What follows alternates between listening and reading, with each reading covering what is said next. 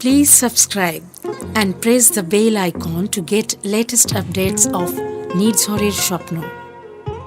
নির্ঝরের স্বপ্নে আমরা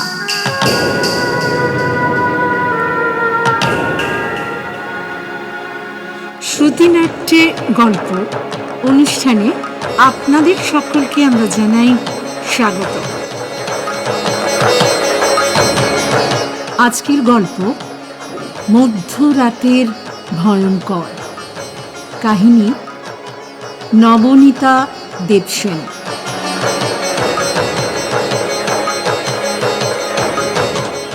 ঝাড় কম্ম তারে সাজে অন্য জনের নাটি বাজে, যে বয়সের যা বুঝলেনি দিদিমণি।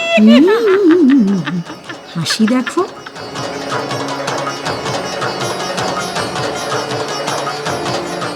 শুরু করছি আজকের গল্প মধ্যরাতের ভয়ঙ্কর। মা বললেন, খুকু, এই জিনিস চলতে পারে না। তুমি কিনা তোমার মেয়েকে খুন করবার সব ব্যবস্থা করে দিলে। মানে কেন? 4 চাকা চালালে কি দোষ ছিল? মেয়েকে তো লাইসেন্স করিয়ে দিয়েছি সেই কবে। সে কিছুতেই 4 চাকা ছবে না, তো আমি কি করতে পারি? আর মোপেড কি তাকে আমি কিনে দিয়েছি? 21 হয়েছে, অ্যাকাউন্ট থেকে নিজেই টাকাটা তুলে কিনে ফেলেছে। বলেছে চাকরি করে শোধ করে দেবে, একদিন না একদিন ঠিক শোধ করবেই। আরে আমারই কি ইচ্ছে যে মেয়েকে খুন করি? মার ধারণা আমি যেমন মার সব কথা শুনে চলি, আমার মেয়েও বুঝি তার মায়ের কথায় তেমন ওঠে বসে। আরে জমানা বদল গয়া, এখন আমি যে দুজনের কথাতে উঠি বসি, একবার আমার মায়ের কথায় আর একবার আমার মেয়ের কথায়। তা মা তো সেটা বুঝতেই চান না। আসলে না, আমার বড় মেয়েটি প্রবল ব্যক্তিত্বশালিনী, তাকে বকুনি দিতে আমার প্রবলা গর্ভধারিণীও সাহস পান না। তাই ঝিকে বকে নাতনিকে শিক্ষা দেবার চেষ্টা। ওদিকে ব্যক্তিত্ব ব্যাপারটিতে আমার বেশ কিছুটা ঘাটতি। কাকচিলেও ঠুকরে যায় সুযোগ পেলে। মা জননী কন্যাকুমারী এদের তো কথাই নেই। কি বলে ডেঞ্জারাস রিস্ক তুমি নিলে? রাস্তাঘাটে গাড়ির ছড়াছড়ি, লাইসেন্স সব নামে মাত্র, ঘুষ খাইয়ে বের করা। কেউই আর জানে না গাড়ি চালানোর প্রকৃত আইন কানুন। যার যেমন খুশি চালাচ্ছে, তারই মধ্যে ওই কচি মেয়েটাকে তুমি একা ছেড়ে দিলে গাড়ি ঘোড়ার এই অরণ্যের মধ্যে। অরণ্যেও তবু আইন কানুন আছে, বন্য পশুও কিছু কিছু নিয়ম মানে। কলকাতার গাড়ি ঘোড়া কোনো নিয়মই মানে না। সাইকেল যে কিছুতে কিনে দিইনি তোমাকে ছেলেবেলায়, সে শুধু এই জন্যই। আর তুমি কি না আমারও মতেই তাকে। উফ, মার বকুনি চলতেই থাকে। আমি রীতিমতো গাঢ় অভিমান বোধ করি। এ কি অন্যায় বলো দেখি? আমি যা করিনি, যে ঘটনার দায় কোনো মতেই আমার নয়, তার জন্য মা আমাকেই বকবেন। উল্টো দিকে মন ধাইতে শুরু। অতএব এমন কি আর ডেঞ্জারাস মা? কত ছেলে মেয়ে তো মোপেড চালাচ্ছে। হ্যাঁ, সবাই চালাচ্ছে। হ্যাঁ, স্কুটার, সাইকেল, মোপেড এসব কি লোকে চালাচ্ছে না? না, চালাচ্ছে না। আমি তো ভাবছি পেট্রোলের যা দাম বেড়েছে দিনকে দিন, এবার থেকে ওর মোপেডটা করিয়ে আমি কলেজে যাব। মাত্র একজন লোকের জন্য গাড়িটা চালানো না বেশি বেশি এক্সপেন্সিভ হয়ে যাচ্ছে মা। খুব বেশি জেনে গেছো তুমি। মার মুখে অভাবনীয় এক স্বর্গীয় আহ্লাদের বিচ্ছুরণ ঘটে। তুমি চালাবে মোপেড? না, তুমি চালালে ভালোই চালাবে। রাস্তাঘাটে গাড়ি চালানো তোমার অভ্যাস আছে, সেই ভালো। মেয়েকে বরং গাড়িটা দাও, তুমি মোপেড নাও। মেয়েটা ছেলে মানুষ, গাড়ি বড় সড়ো জিনিস, 4 দেয়ালে ঘেরা থাকবে, সাবধানে থাকবে। মোপেড বড্ডই খোলামেলা, কোনো আগল বাঁধন নেই। ধাক্কা একবার লাগলো তো গেল। অর্থাৎ আমি গেলে মার আপত্তি নেই তত, বুঝতে পেরেছেন? নাতনি না গেলেই হলো। গাড়ি বেশ বন্ধ দুর্গের মতো, আর মোপেড যেন অশ্বারোহী, অরক্ষিত। মা চালাবেন মোপেড? হ্যাঁ, আর তুমি চালাবে মার গাড়িটা। অসম্ভব। না, আমার গাড়ি চালাতে ভালো লাগে না দিম্মা। গাড়ি আমার চাই না, তবে মা যদি চান মাঝে মাঝে আমার মোবাইলটা ওকে ধার দিতে আমার আপত্তি নেই, কিন্তু প্রোভাইডেড উনি ওটা নিয়ে যেন কলেজে না যান। কেন কলেজে যাবে না কেন? অসম্ভব। কলেজেই তো যাবে পেট্রোল খরচা কমানোর জন্য। আচ্ছা দিম্মা, কি যে বলো না তুমি, তোমার কি বলবো, এখান থেকে যাদবপুর কতটা পেট্রোল লাগে, আর এখান থেকে সেই সেন্ট্রাল এভিনিউ কতটা? আমাকে যে গাড়ি নিতে বলছিলে তার পেট্রোল খরচাটা কি ভেবেছিলে? দিম্মা তাতেও অপ্রতিহত। তুমি তাহলে মিনি বাসে যাবে, না। আর মা মোপেডে, আর যখন সবাই মিলে বেরোবে তখন গাড়িও বেরোবে। বারে বাহ, আমি বলে এত কষ্ট করে মোপেড কিনলুম, হেলমেট কিনলুম, শাড়ি গার্ড লাগালুম, সব মিনি বাসে করে যাব বলে? না, মোটেই না, এ হবে না। এবার দেখছি আমাকে প্রবেশ করতেই হবে। দিম্মার নাতনির মধ্যে যা ঝামেলা লেগেছে। আরে বাবা পিকো, আমি আগে গাড়ি চালাতে শিখি। আমি তো মোপেড কখনো চড়িনি, চালানো তো দূরের কথা, চালাতে যদি পারি তবে তো নিয়ে বেরোবোই। হ্যাঁ হ্যাঁ, তুমি পারবে, একদম কিন্তু পারবে। কলেজে কেন যাওয়া বারণ সেটা শুনি? না, কেননা আমার বন্ধুরা হাসবে। হাসুক গে তোমার বন্ধু, লোকে এমন কত হাসে, কোনো ভালো হলেও বা। কাজই করা যায় না লোকে কি বললে ভাবলে। একদম ঠিক বলেছিস। হ্যাঁ, মোপেড যদি চালাতে পারি তবে কিন্তু আমি সর্বত্র যাব। পারবে না কেন? না পারার কি আছে, খুব সোজা, অতি সহজ। গাড়ি চালানোর মতো নয়, অত রকম ওই হাতে পায়ে বিভিন্ন ধরনের কাজকর্ম একসঙ্গে কসরত করতে হয় না, ওই সারাক্ষণ নাচ শেখার মতো। স্টার্টিং এই কায়দা লাগে, বুঝেছো? একবার একদম স্টার্ট ঠিক করলে বলেছিস। চলতেই থাকে, তাই না বলো? প্যাডেলও করতে হয় না, সাইকেলের থেকেও সোজা। ও আচ্ছা, তুমি একবার শিখে নিলেই শিখে যাবে মা, কিন্তু শিখে ফেলেই আমার গাড়িটা মনোপোলাইজ করা কিন্তু যাবে না বাবু। ওফ, হ্যাঁ, মাঝে মাঝে চড়তে চেও, ব্যাস ওই অবধি। এই চেয়ে নেবার ব্যাপারটা আমার একদমই মনের মতন হলো না, কিন্তু আমি শুধু বললাম আচ্ছা ঠিক আছে ঠিক আছে, আগে তো শিখি। চলো চলো না, শিখবে, এখনই শিখিয়ে দিচ্ছি। মেয়ে উদার সুরে আহ্বান জানায়, কিন্তু আমি কোথায় এক পায়ে রাজি থাকবো তা নয়, আমার মুখ দিয়ে বেরিয়ে এলো না না না না, এখন থাক এখন থাক, কেন? এখন নয়। চলো চলো, যাই। না না না, এখন ভর দুপুরবেলা চারদিকে লোকজন সবাই দেখবে। না না, রাত্রির বেলা রাস্তাঘাট দেখছো হ্যাঁ, ও দিমা? ঠিকই বলছে, না না, রাত্রিবেলায় রাত্রির বেলা সব ফাঁকা হয়ে যাবে না, তখন বেশ, সেফটিও বেশি, একদম তখন Okay, শিখবো, তাই না fine. মা? হ্যাঁ, একদম ঠিক বলেছিস। লোকে দেখলে কি ভাবে বলতো, এখন বুঝলাম। ছেড়ে দে ছেড়ে দে। আর এই না বলছিলে লোকের কথা ভাবলে জীবনে কোনো বড় কাজই করা যায় না? আরে এটা তো তেমন কিছু বড় কাজ নয়, তুচ্ছ কাজ। ও, আচ্ছা। এর জন্য লোকের কথা ফেস করাটা নট ওয়ার্থ ইট। Okay, রাত্রিরে হবে এখন, হ্যাঁ ঠিক বেশ। আছে। হায়, রাত্রির তো হবেই, কখনো না কখনো হলো। মা বললেন, খুকু, হ্যাঁ মা, এই তো দিব্যি রাস্তাঘাট ফাঁকা হয়ে গেছে, দেখ যা এই বেলা মেয়ের কাছে চট করে মোপেড চালানো শিখে নে বরং। সর্বনাশ করেছে। আমারও পছন্দ হলো কথাটা। বয়স হয়ে না, মা দিনে ঘুমন আর রাতে জাগেন। মায়ের সাথে সাথে আমরাও অনেক রাত্রির অবধি জেগে জেগে ঘুলটানি করি। রাত তখন 11:30 বেজে গেছে। পথঘাট সত্যি ফাঁকা, বাড়ি বাড়ি আলোও নিভে গেছে। প্রতিবেশীরা নিশ্চিন্ত নিদ্রায়, কারুকে বিব্রত করার ভয় নেই। নিচে নামলুম, সঙ্গে আমার 2 কন্যা আর কানাই। ঝকঝকে কালো ঘোড়ার মতন নতুন তেজি মোপেড দুয়ারে দাঁড়িয়ে আছে। ছোট মেয়ে সাইকেল দিব্যি চালায়, কিন্তু মোপেডে নিরুৎসাহ। ওরে বাবা, ও আমি চালাতে পারবো না। বড় মেয়ে বলল, এই দেখো, এটা এটা হ্যান্ডেল দেখো ঠিক করে। হ্যাঁ, হ্যান্ডেল। এইটা হচ্ছে, এই যে এটা অ্যাক্সেলেটর, ঠিক আছে? আচ্ছা, accelerator। এটা এটা ব্রেক, এটা ব্রেক। হ্যাঁ দেখেছো? দেখি ব্রেক, হ্যাঁ ঠিক আছে ব্রেক। এই দেখো দুটো, এই দু হাতে এই যে নিলে হ্যাঁ। পায়ে কিন্তু কিছু নেই, হ্যাঁ আচ্ছা, ও আচ্ছা। শুধু এই স্টার্টটা পায়ে করে, ওকে? আচ্ছা, দেখো, ওদিকে ঘোরালে অ্যাক্সেলেটর করবে, হ্যাঁ। এদিকে ঘোরালে কিন্তু বন্ধ, ও আচ্ছা, ঠিক আছে? ও, এটা এরকম, হ্যাঁ, আচ্ছা। এটা ব্রেক, দেখেছো? দেখে নাও কিন্তু ঠিক করে। আর এই গিয়ার টিয়ার কোন দিকে? না না না, এটা গিয়ার টিয়ার থাকে না। ও। এই যে দেখো পায়ের এই যে এই যে ঝাঁকি আচ্ছা, মেরে হাতে এটাকে টিপে এ দেখো স্টার্ট করতে হবে। ও আচ্ছা আচ্ছা আচ্ছা। এইভাবে, এবার দেখেছো? একদম এটা একটু দেখো, এটা কিন্তু শক্ত, হ্যাঁ হ্যাঁ তাই তো দেখছি। ভালো করে দেখছো? তাহলে গিয়ার টিয়ার কোন না দিকে না নেই, তাই না, তো? গিয়ার নেই, নেই, এটা গাড়ি নয় তো, আচ্ছা। এটা আসলে সাইকেলই, ও আচ্ছা, কেবল মোটরে চলে, ঠিক আছে? এই দেখো, এটা প্যাডেল, এই আচ্ছা, প্যাডেল প্যাডেল, আছে, হ্যাঁ, হ্যাঁ, হ্যাঁ, তেল ফুরোলে প্যাডেল করেই চলে, ঠিক আছে? আচ্ছা। আর তবে একটু ভারী লাগে, হ্যাঁ। তো নাও এবার এদিকে দেখো, এটা কি হলো? হ্যাঁ হ্যাঁ দেখছি, তুই আরে বল না, বল অন্য না। মনস্ক হয়ে যাচ্ছ না কেন? না না না ঠিক আছে, তুই বল বল এদিকে বল। তাকাও। হ্যাঁ হ্যাঁ এই শোন না, আসলে ওদের বাড়িতে না একটা আলো জ্বলছে। হাত জ্বলুক মা, ওটা রোজই জ্বলে। ও আচ্ছা। ওটা ওদের সিঁড়ির আলো। ও আচ্ছা। যাক এদিকে দেখো, হ্যাঁ বল। স্টার্ট দেবার পরে বাবা। এই স্ট্যান্ডটাকে, এই যে কোথায় stand? ও আচ্ছা আচ্ছা, হ্যাঁ। এটাকে নামিয়ে দেবে, ঠিক আছে? এটাকে এরম নামাবো। এমনি করে, হ্যাঁ। তারপর? এবার গাড়ি চালাবার উপযুক্ত হলো, ও আচ্ছা। ঠিক আছে?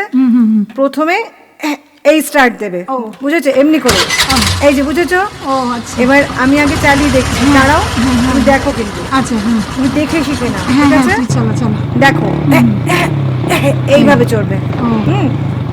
দেখো স্টার্ট দেবার দিলে তো, এই স্ট্যান্ড থেকে নামিয়ে সিটে বসবে, ও আচ্ছা। হ্যাঁ। এবার একটু পরে উঠতে হয়, ও আচ্ছা আচ্ছা। বুঝেছো? এতটা বুঝেছো? এইবার মানে শোনো। গাড়ির মতো নয়? না না, আগে উঠে বসে পরে স্টার্ট দেয় না, আচ্ছা আচ্ছা ঠিক আছে? এই এমনি করে এই অ্যাক্সেলেটর, ওকে? এই যে হ্যাঁ, আমি যাচ্ছি, এইভাবে অ্যাক্সিলারেট করতে হবে, তাই তো?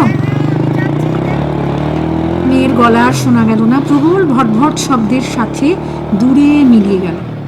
দেখ না দেখ, ওই মোড়ের কাছে পৌঁছে গিয়ে বাঁই করে ঘুরে আসছে। ফিরে এসে স্পিড কমিয়ে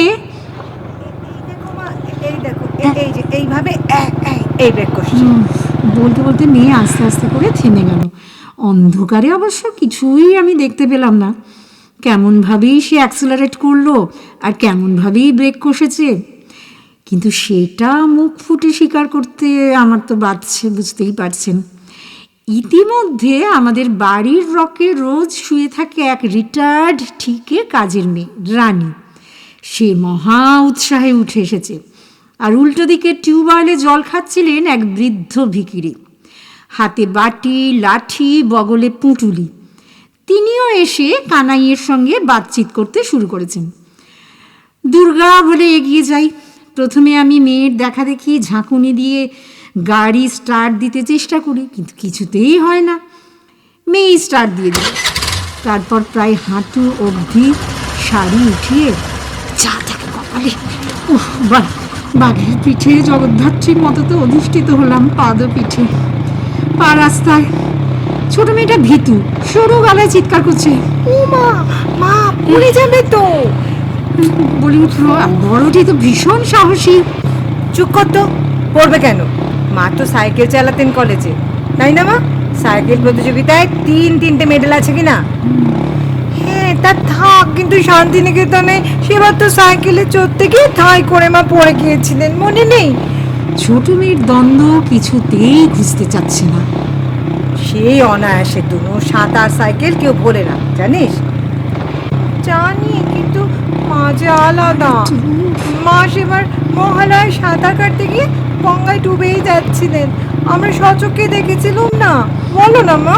অথচ মার তো লাইফ সেভিং সার্টিফিকেটও আছে দিম্মার আলমারিতে, আছে না? আরে যা যা, যত সব বাজে কথা। হঠাৎ ডুববো কেন? শাড়িতে পা জড়িয়ে ধরেছিল তাই। আর সাইকেল যে আজকাল চড়তে পারি না, সেটা তো কেমব্রিজে সেই অ্যাক্সিডেন্টের পরে, সাইকোলজিক্যাল ব্লক থেকে। কি অ্যাক্সিডেন্ট মা? ওই যে টিউটারের কাছে যাচ্ছিলাম তো, অন্যমনস্ক হয়ে চালাচ্ছি, হঠাৎ একটা পার্কড ভেহিকলের সঙ্গে ধাক্কা লেগে গেল লাল দোতলা বাসে। আর ধাক্কা লেগে আমি রাস্তায় পড়ে গেলাম। আর ঠিক সেইখানেই পুলিশ ব্যাটা ডিউটি দিচ্ছিল।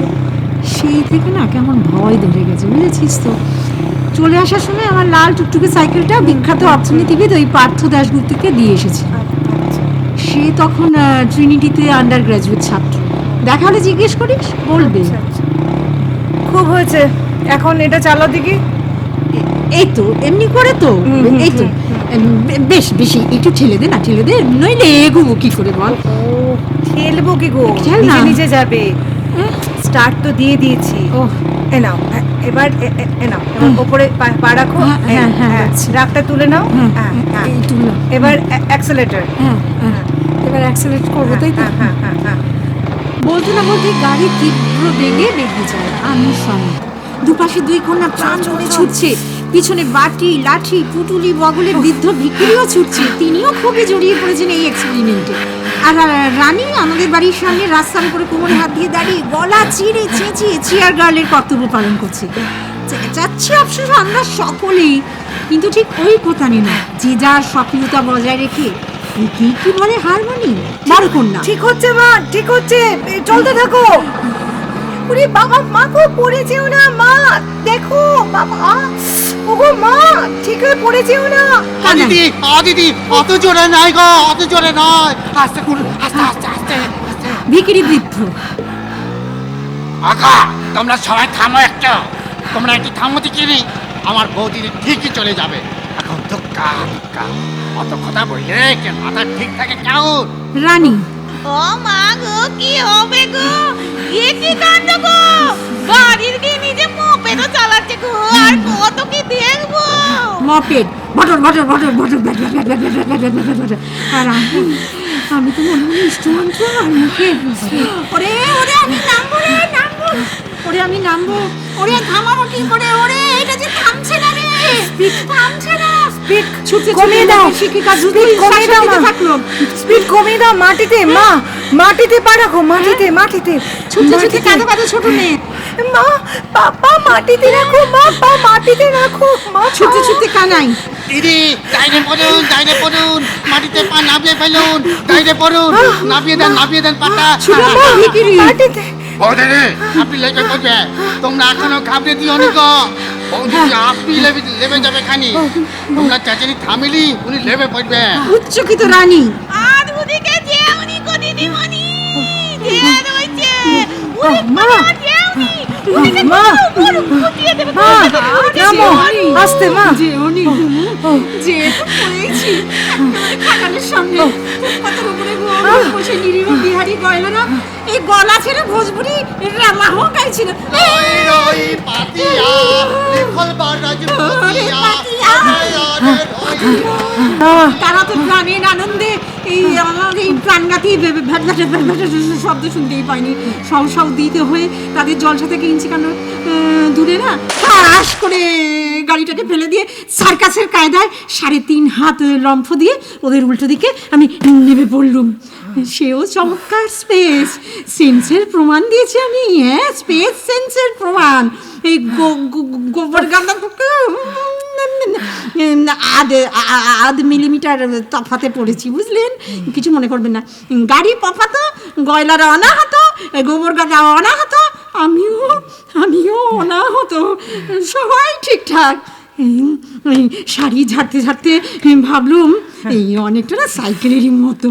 ততক্ষণে হাঁপাতে হাঁপাতে আমার রেজিমেন্ট এসে পড়েছে, বীর গরমে বলি এই পিকো বেশ সোজা। ঠিকই বলেছিলিস, অনেকটা না ওই সাইকেলেরই মতো। বড় মেয়ে বলল, দেখলে তো, এই তো বেশ পেরে গেলে, গুড গুড গুড। বৃদ্ধ ভিখিরি। ও বৌদিদি হ্যাঁ অত ডাইনে বাইয়ে প্যাচকেস ছিলেন কেন? সিধে যেতে পারেন না কা, সিধে যাওয়াই তো ভালো ছিল। এবার কানাই সগর্বে, আর একটু প্র্যাকটিস করলে তো সিধে যেতে পারবেন, ব্যালেন্সটা এসে যাবে। আচ্ছা। প্রথমবারে দিদি প্রায় শিখে ফেলেছেন। আর এই ছোট মেয়ে সবাই থাক, আর মাকে শিখে কাজ নেই, বাবারে এই পর্যন্তই থাক। মা একটু হলেই গলাতে চাপা দিয়ে দিচ্ছিলেন, নিজেও গোবর বাঁধাতে পড়ে যাচ্ছিলেন, অল্প একটুর জন্য নেয়াদি নেই চান্স, তাই লাগবে না।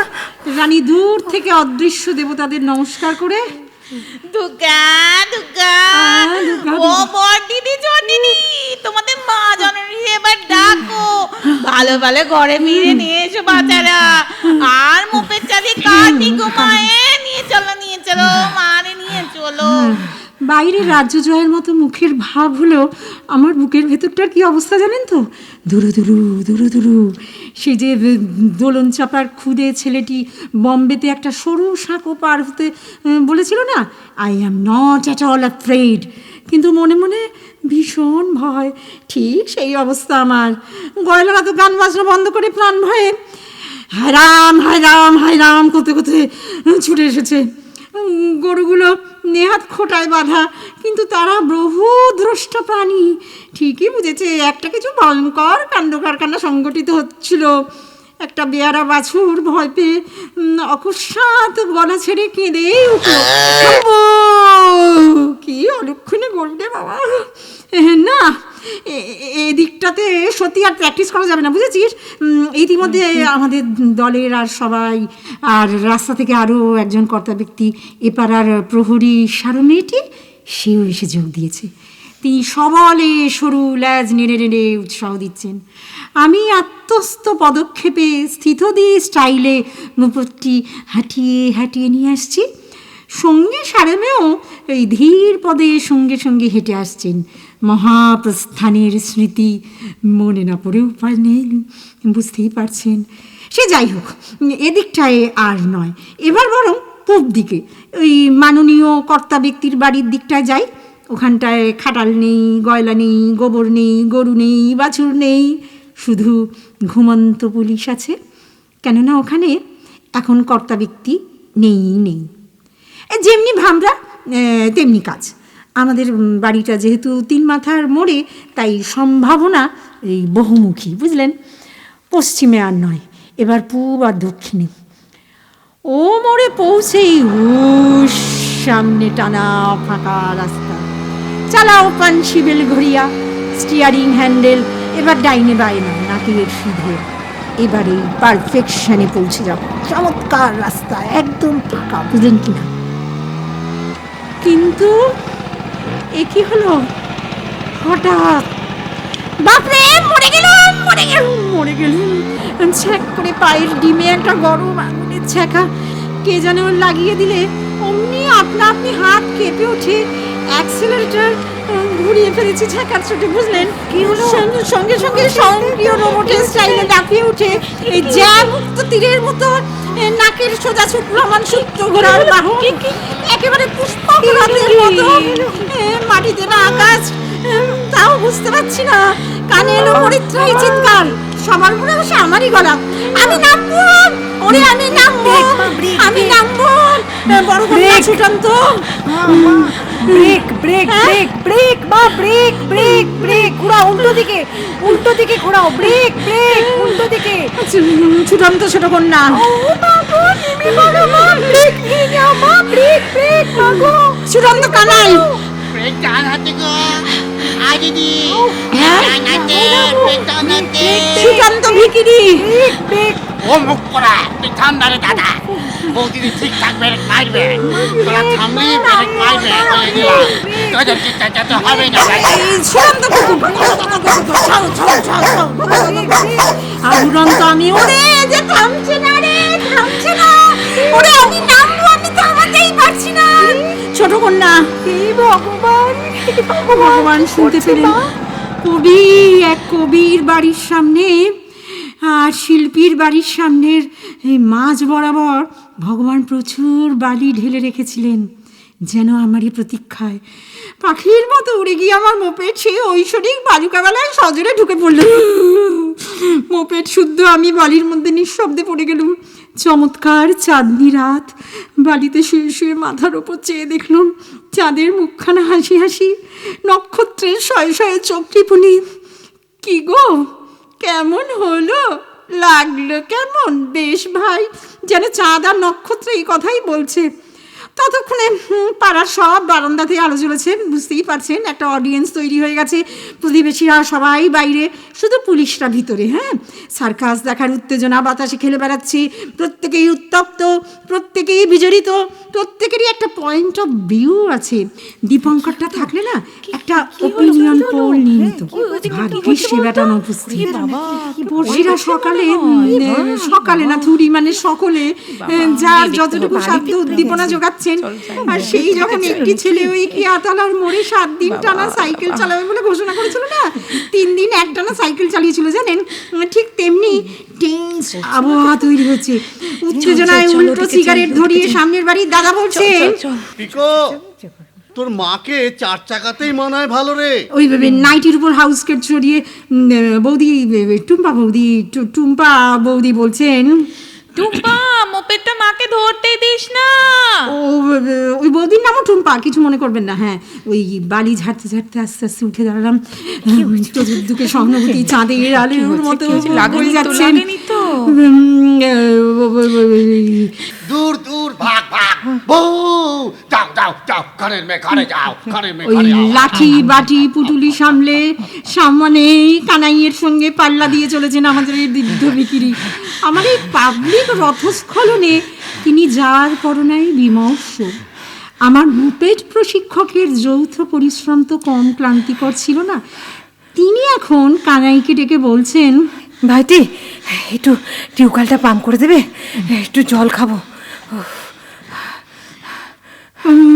দিদির কীর্তিতে সলজ্জ নির্বাক কানাই হাঁটু অবধি প্যান্ট গুটিয়ে রেখেছে।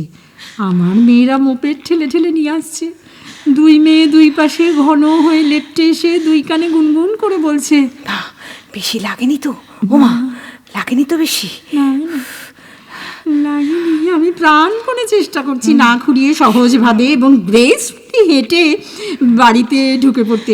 ওই কপিল দেব ক্যাচ লুফে আউট করে দেবার পর ইমরান খান যেভাবে আস্তে হেঁটে সেদিন প্যাভিলিয়নের দিকে আসছিলেন, আহা, আউট হয়েও কি গ্রেস, কি পোজ! অনেকটা সেইভাবে একদিকে মাথা ঝুঁকিয়ে স্টাইলিশভাবে পা ফেলবার চেষ্টা করছি আমি।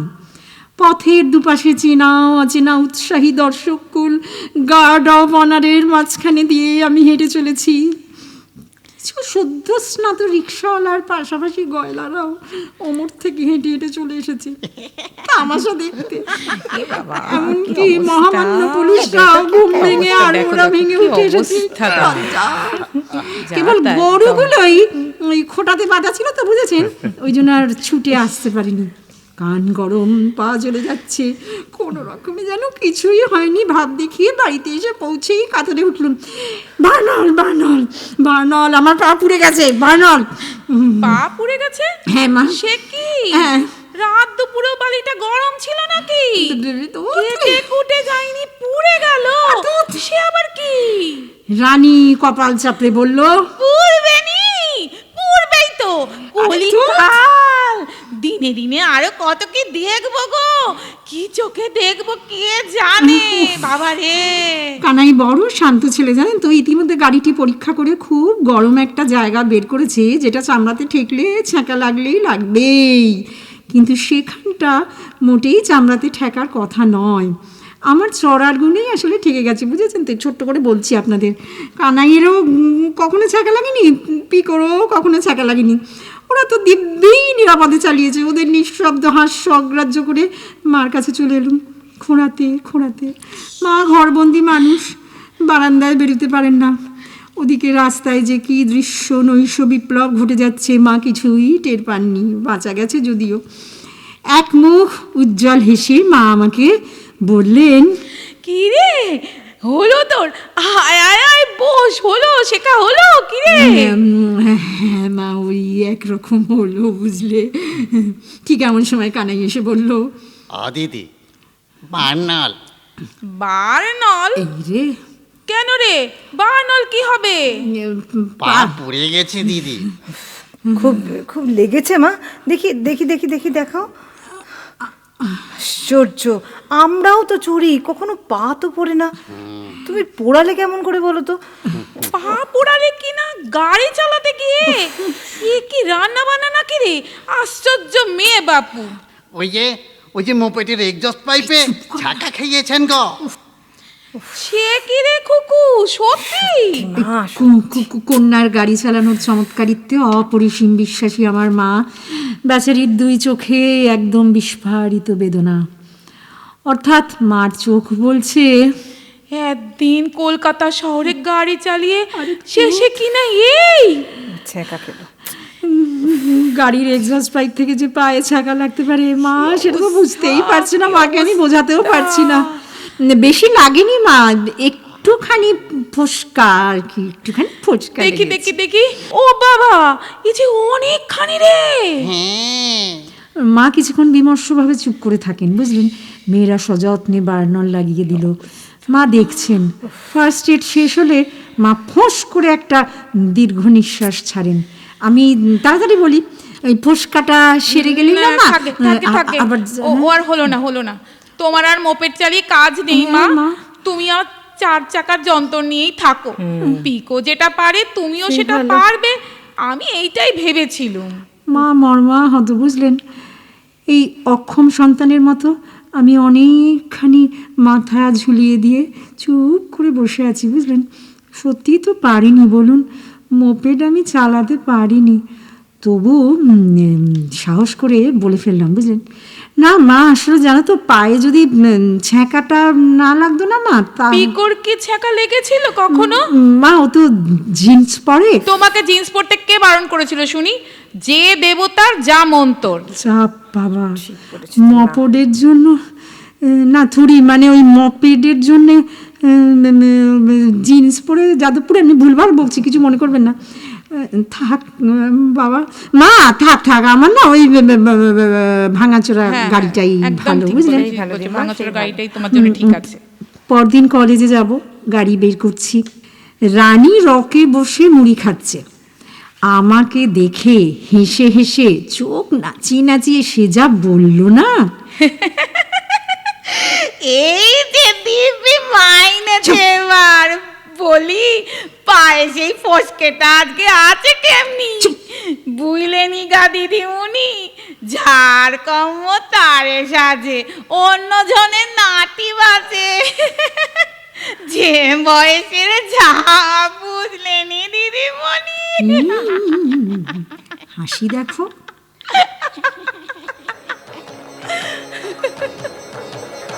শুনছিলেন মধ্যরাতের ভয়ঙ্কর, কাহিনী নবনীতা দেবসেন।